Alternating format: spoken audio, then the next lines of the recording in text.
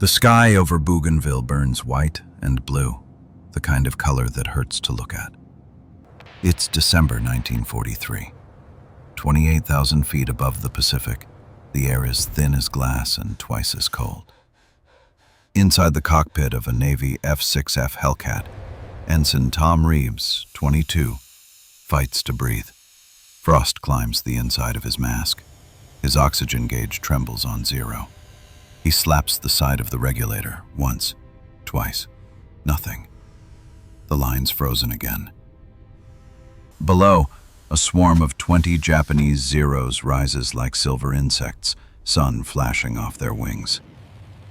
He's alone. His squadron broke apart 10 minutes ago during a turning fight. Radio's gone dead. Fuel's down to fumes. The Pacific stretches forever, flat, blinding, merciless. Reeves knows the math. 20 Zeros against one Hellcat means one thing. He's not coming home. He tries to climb, but the regulator's ice-choked. Each breath burns like he's inhaling needles. His vision starts to tunnel. The altimeter spins down. He whispers through the mask, voice cracking. "Not yet. Not like this." Somewhere below, the enemy pilots see his vapor trail breaking, curving down. They form up to finish him, 20 against 1. A perfect kill. But what happens in the next 4 minutes will change everything they think they know about American pilots, and about a farm kid from Kansas who refuses to die the way his friends did. It started with a problem no one wanted to admit. Every man in the Pacific Air War feared the same invisible killer: frozen oxygen lines. At 25,000 feet, water vapor turned to ice inside the regulators. 1 minute you were fighting for your life, the next your lungs just stopped working. Command blamed pilot error. "Keep your gear dry," they said. "Don't climb so fast." But it wasn't about skill. It was physics. The Pacific cold didn't care who you were. In late November, Reeves had watched his best friend, Lieutenant Jack Collier from Oklahoma, drop out of formation without a sound. Over the radio, someone screamed, "Jack, pull up! Pull up!" Then static. Reeves caught a flash. Collier's Hellcat corkscrewing through cloud, engine roaring wide open. A moment later, the sea boiled where it hit. 2 days later, another pilot, Bill Turner, went the same way. His wingman said the last thing he heard was Turner gasping over the mic, a wet, choking noise like someone drowning through a straw. They found oil slicks, never bodies. And the reports? Filed, stamped, ignored. Likely disorientation, possible hypoxia. Hypoxia. That was the word that killed men politely. In the ready room, Reeves stared at the chalkboard listing operational losses. 20 names that month alone. Not shot down, just lost at altitude. It made him angry, the kind of quiet, bone-deep anger that doesn't shout. It just waits. Tom Reeves wasn't supposed to be a pilot. He grew up fixing farm equipment outside Wichita. He joined the Navy because the recruiter promised he could work on engines. Somewhere along the way, they taught him to fly one. He wasn't big, wasn't loud. The other pilots called him Kansas, half teasing, half respectful. He spoke slow, always thinking before he talked. After Collier died, Reeves stopped sleeping. He'd sit in the hangar after hours, mask hanging around his neck, staring at the oxygen valve like it was an enemy. One night, the chief mechanic found him bent over a workbench with a flashlight in his teeth, oxygen tank open, hoses spread out like veins. "Jesus, kid," the chief said. "You trying to blow yourself up?" Reeves didn't look up. "Trying to keep breathing, Chief." He had a theory. The freezing wasn't random. It was condensation pooling near the regulator's narrow throat, the metal too cold to clear. Moisture built up until the airflow locked solid. He thought if he could bypass it, just for a second, he might feed enough oxygen manually to stay conscious. But that meant cutting into Navy-issued equipment, which was a court-martial offense. He did it anyway. He scavenged copper wire from an old hydraulic line, coiled it like a miniature snake. Then he added a tiny valve, something he could slice open mid-air if the main line froze. He tested it with an old mask, breathing in and out until the regulator hissed white frost. The sound made him flinch every time. Pure oxygen was volatile. One spark could turn the cockpit into a torch. His hands shook. Sweat rolled down his spine, cold even in the tropical night. He practiced cutting the line clean, one stroke, quick and sure, then reconnecting it before pressure dropped. Over and over until muscle memory took over. Once, the crew chief caught him again, knife in hand, oxygen hissing. "You'll fry yourself, Tom. Leave it to the engineers." Reeves just smiled, tired. They're not the ones falling out of the sky. The chief stared for a long moment, then walked away. Didn't report him. Some men recognized stubborn courage when they saw it. That night, Reeves wrapped the razor in a cloth and tucked it inside the flight glove on his right hand. "Just in case," he whispered. A week later, the case found him.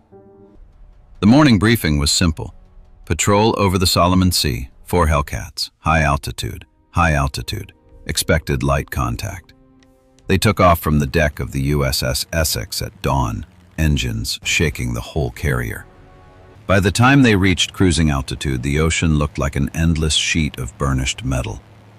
Then, radar called in a formation. 20 bogies, fast, closing from the east. 20, Reeves muttered. They said light contact. Over the radio, "Hellcat lead, maintain altitude, engage at will." The fight was chaos from the start. Contrails sliced the sky like whip cracks. Tracers stitched the air. One Hellcat exploded right out of the sun. Reeves rolled hard right, felt the G-force crush his chest. The canopy glass spider-webbed with bullet impacts. Somewhere between dodging fire and trying to reform, he lost sight of the others. The radio turned to white noise. He was alone. He climbed higher. 27,000, then 28. The air thinned, beautiful and deadly. The zeros circled below, rising in tight spirals. Patient. That's when the mask went stiff. No airflow. He tapped the regulator. Nothing. The ice had built up again. His breaths came short, fast. His lips went numb. Inside his head, alarms screamed. Oxygen warning light blinked red. He could already feel the gray closing in. The fog before blackout. Below, the zeros were closing fast. 20 dots weaving like angry bees. Reeves had seconds to decide. Stay high and pass out, or dive and be torn apart. He thought of Collier's voice on the radio, that last half scream before silence. He pulled the razor from his glove. "Your call, Kansas," he whispered to himself. "Make it count." He pressed the edge to the line, the cockpit filled with a sharp hiss, pure oxygen venting into the freezing air. And then he cut. The gauge needle dropped to 0. His breath caught, panic spiking. Then instinctively he forced his chest to expand. Thin, freezing air rushed in. Not enough, but enough to stay alive. He rolled the Hellcat into a dive, throttle full forward. The altimeter spun down like a clock running out of time. Behind him, the zeros dove too, 20 trails chasing 1. The Hellcat howled through the clouds, ice breaking off the wings in glittering shards. The engine coughed, almost quit, then roared again. He was going faster than any Hellcat was ever meant to go. Over 500 miles per hour, the stick vibrating so hard he thought it would snap. At 6,000 feet, he leveled out just above the waves, spray misting his canopy. Two Zeros followed, overconfident. Reeves pulled hard into a climbing roll, flipped behind them, squeezed the trigger. The 50 cals thundered. 10 burst into flame. Another spiraled away, trailing smoke. He didn't look back. He couldn't. He was still gasping through that cut line, every breath raw, burning, real. For the first time in weeks, he was breathing by choice, not by machine, not by regulation, just breathing to live. For the next 10 minutes, the Pacific becomes a blur of noise and motion. Reeves hugs the waves so close the spray salts his canopy. The air pressure slams his ribs every time he turns. His lungs burn like sandpaper. Every few seconds he checks the mirror. The Zeros are still there, thin white shapes diving in pairs, their engines shrieking in that high metallic whine only Japanese planes made. They were lighter, faster at low altitudes. They should have cut him apart by now. But they didn't expect a Hellcat to dive this far, this hard. Reeves rides the air like a falling brick, each gust a fist. He can taste blood in his mouth. At 300 feet, he jerks the stick, rolling into a sudden climb. The first Zero overshoots, a flash of white belly and red circle. Reeves squeezes the trigger. Tracers rip upward. The Zero disintegrates in orange flame, parts scattering into the sea. 2 down, he mutters through clenched teeth, voice ragged. He's still got 18 left. Inside his helmet, the world feels distant, a half-dream of sound and static. His oxygen cut trick is working, barely. He's pulling in cold, thin air through the open tube, his chest rising in quick, shallow bursts. It's agony, but it's life. The Hellcat wasn't built for this.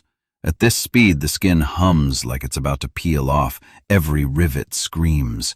The controls are stiff, fighting him. He keeps the throttle pinned anyway.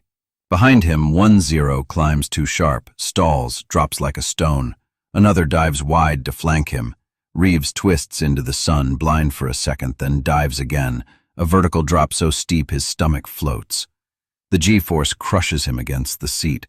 He blacks out for 2 seconds, maybe 3. When he comes to, the ocean is a blur inches below, his plane still flying by pure luck. The Zeros peel away. They've never seen an American fly like this. Reckless. Suicidal. They assume he's already dying. But Reeves levels out, gasping, shaking. Alive. When he finally breaks contact and the radar reads clear, the cockpit falls silent except for the engine's deep, wounded growl. His mask hangs loose, the cut line still hissing faintly. The smell of burnt oil and ozone fills the air. He's drenched in sweat and half frozen at the same time. His vision swims. He turns the Hellcat toward the faint speck on the horizon. USS Essex. Home. When Reeves touches down on the carrier deck, the plane's skin is pitted with salt and bullet holes. The deck crew rushes forward, shouting, waving him to taxi clear. He doesn't move, just sits there for a long time, staring through the cracked glass at the ocean. The razor still glints beside the throttle, a small piece of Kansas stubbornness in the middle of the Pacific. Later, in the ready room, the debrief officer asks for details. Reeves says little. Altitude malfunction, he mutters. Cut the line. Dove out. Got lucky. The officer nods slowly, scribbles a note, and moves on. No one asks why his oxygen gear looks like it's been butchered with a knife. But the story doesn't stay quiet for long. 2 days later, another Hellcat pilot, Ensign Warren Blakely, comes back from patrol white as chalk. He says his regulator froze at 26,000. Just before blackout, he remembered Reeves's words in the mess hall. If she freezes, cut it. Breathe whatever you can. Blakely tried it. It worked. He came back alive. Within a week, mechanics start whispering about a Kansas fix, a trick using a short piece of copper tubing as a manual bypass. Someone sketches it on the back of a maintenance checklist. The drawing passes from pilot to pilot, folded and refolded until the paper turns soft at the creases. Officially, it's forbidden. Modifying oxygen systems violates Navy protocol. But out on the line, between life and death, protocol means nothing. By the end of January, every squadron on the Essex knows the phrase, "cut the line." Numbers start to change. Before the fix, high-altitude patrol losses were 1 in 5, often blamed on pilot error or unexplained equipment failure. A month after word spreads, that drops to 1 in 20, then 1 in 50. Pilots stop fainting at altitude. Missions stop vanishing without reason. Nobody writes memos. Nobody gives credit. The reports just get quieter. In the machine of war, silence means success. On the Japanese side, pilots begin to notice something strange. Zero Ace Lieutenant Kenji Watanabe writes in his logbook, "The Americans no longer fall. Before they would stall at the top of their climb, they would faint. Now they dive with terrible precision, even from the edge of heaven. We chase, and they vanish into the sea mist." To him, it's superstition. He thinks the Americans must have new medicine, new oxygen, maybe even divine luck.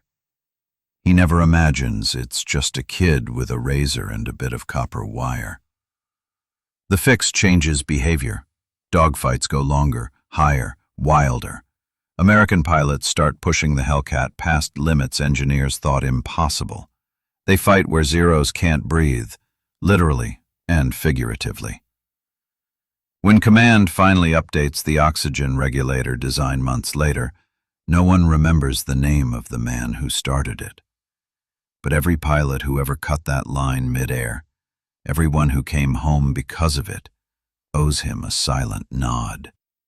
Reeves doesn't talk about it. In the weeks after the fight, he stays quiet, mechanical. Fly, land, eat, sleep. The others call him lucky. He knows better. One night, Blakely slides into the seat beside him in the mess hall. "Heard about your trick," he says softly. "Saved my skin." Reeves doesn't look up. Wasn't a trick, just air. Blakely grins. "Air's all we need out here." They both laugh. That low, nervous laugh men use when they've outlived logic. By spring, Reeves is worn thin. His squadron rotates home for rest. The war rolls on without him, the Pacific still swallowing planes and men. But every carrier now carries a rumor, the kind that outlives paperwork. The Kansas cut becomes part of the oral survival code. No medals, no manuals, just the whisper. If your line freezes, remember the kid who made his own. Mechanics start pre-fitting copper valves unofficially. Nobody signs off on it, but nobody stops it either. For once, disobedience saves lives. When Reeves leaves the Navy, he carries one souvenir, that same cut oxygen mask. The edges of the tubing are scorched where the knife bit through. He wraps it in an old cloth and tucks it in his duffel bag between photos and flight gloves. Back in Kansas, he works the same soil he left behind, fixes tractors, marries, has 2 kids. Never talks about the war. Neighbors know he flew, but not what he did. Sometimes on quiet nights, his wife finds him sitting on the porch staring at the sky, eyes tracking invisible contrails. She asks, "You thinking about flying again?" He shakes his head. "Just thinking about breathing." The war moved on without him, as wars always do. New squadrons rotated in, younger faces with fresh uniforms and bigger engines. The F6F Hellcat gave way to the Bearcat, then to the jets that would screen through Korea. The manuals changed, the valves were redesigned. The paperwork finally caught up with reality. But somewhere in the noise of progress, The name Tom Reeves vanished. There's no mention in the Navy archives, no line in any citation. His logbook entry for December 18, 1943 is just 6 words. Altitude malfunction. Returned safely. Fuel low. That's all. No hint that a kid with a razor in his glove rewrote how high men could fly. Decades later, the ocean kept its secrets. The old Essex-class carriers were scrapped. The hangars where mechanics once whispered about the Kansas cut rusted and fell quiet. But the stories lingered, passed in fragments between veterans at reunions, or told in hangars where old planes still hang from the ceiling like ghosts. One pilot, Commander Blakely, now white-haired and half-deaf, once told a reporter in 1972, "We used to lose more men to ice than to zeros. Then there was this one kid. He found a way to cheat death. They said he was crazy, maybe he was. But after him, the sky got kinder." He didn't remember the name, just the kid from Kansas. If you dig through the squadron logs today, you can almost trace the ripple. Late November 43, 7 pilots lost at high altitude. January 44, 2. By March, none. By March, none. No memo explains it, no upgrade listed, just a steady drop in the numbers. That curve tells a story the reports never did. Sometimes progress doesn't look like a medal ceremony or a headline. Sometimes it's a man hunched over a workbench at 2 a.m., holding a copper tube and shaking hands, terrified of doing something stupid, and doing it anyway. Sometimes it's the hiss of oxygen in a frozen cockpit, and a single breath that keeps a story alive long enough to matter. The day Reeves came home for good, Kansas looked the same as when he'd left: gray barns, flat fields, and sky forever. He got off the train in his dress blues, duffel slung over his shoulder. No brass band, no banners. Just his father waiting by the truck, nodding once. They didn't talk about the war. Farmers rarely do. Reeves unpacked his gear in the barn. From the bottom of his bag he pulled out the oxygen mask, still stained with frostburn. He hung it on a nail by the workbench. Dust gathered on it for years. Every once in a while a neighbor kid would ask about it. He'd smile, shake his head and say, "That? Just something that kept me breathing." In 1961, his son enlisted in the Air Force. Reeves said little, just helped him tune up the car before he left. As they worked, his son asked, "Dad, what's the most dangerous thing you ever did up there?" Reeves thought for a long time. The wrench paused in his hand. Then he said quietly, "Cut a line I was told never to touch." That was it. He never told the full story. Maybe he didn't think it mattered. Maybe he was just tired of remembering.